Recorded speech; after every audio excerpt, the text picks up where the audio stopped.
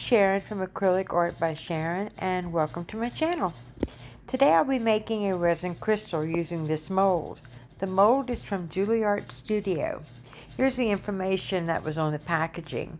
What I'll do is I'll leave a link so that you can check her out in my description. I'm also using a silicone inlay. The inlay is holographic, and it also comes from Juliart Studio. The resin I'll be using is from Liquid Diamonds. It's a 2-to-1 casting resin. The first thing I do is I spritz the mold with alcohol.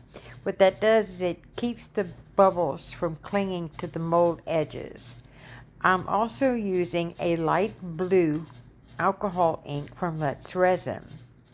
I put just 2 to 3 drops of the alcohol ink into the resin, just enough to tint it and have it not be clear.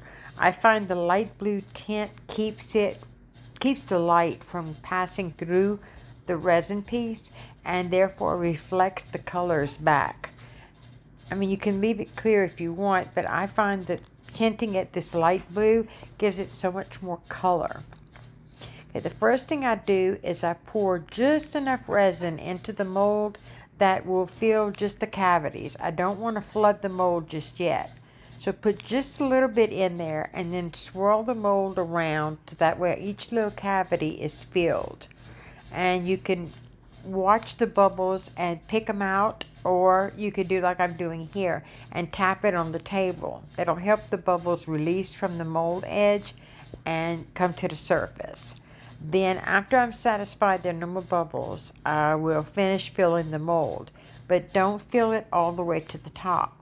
Check the thickness of the inlay and stop shy about that thickness. I do this in 2 parts because I'll explain in a minute. It makes it so much easier when it comes to the inlay. So just stop shy of the inlay thickness, give it a few more taps for the bubbles to come out, and then let it cure. This is the next day, and I sprayed it with alcohol again, and I will be wiping it off to get any dust that might have landed on it after it cured overnight. I'm making sure to get all the dust from any in the cavities just in case anything landed in there.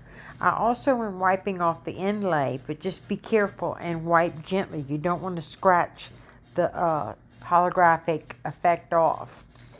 Now, I spray again alcohol into the crevices because that way, like the first time, it'll keep the bubbles from surfacing and staying onto the edge of the mold. I also sprayed the inlay a little bit. Now I'm putting my resin in again. This time just make sure you don't fill it up. Just put enough to fill in the crevices again, and I'm being mindful of how much resin I'm putting. I don't want it to be any thicker than the thickness of my inlay. And there's a reason for this. I'll show you in just a second. I put a little bit more resin, and I'm still watching my thickness while I'm doing this. I'm easing the resin into the remaining crevices just to help it fill up and not trap any bubbles.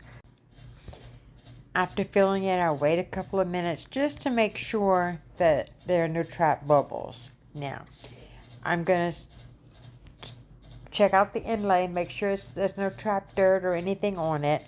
But make sure you put the holographic side down. That's the side that's showing the colors. You want that to be against the surface of the resin. Now spray another layer of alcohol onto the surface of the resin as well as the holographic side of the inlay. This will also again help with bubbles not to get trapped under it.